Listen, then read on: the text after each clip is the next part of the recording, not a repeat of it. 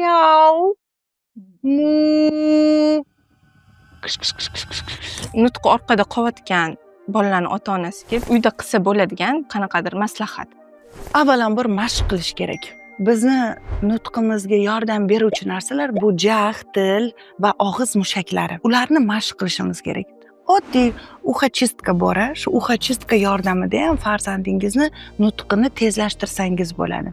Undan tashqari telefon, televizor, gadjet, planshet hayotdan olib chiqish kerak, qo'shish kerak emas. Imkon qadar kartochkalardan foydalanish kerak. Masalan, 2-3 ta hayvon, oddiy mushuk, sigir va qush. Shu 3 ta hayvonni rasmini ko'rsatish kerak-da. O'zimiz воспроизвести qilishimiz kerak. Miau. Mu.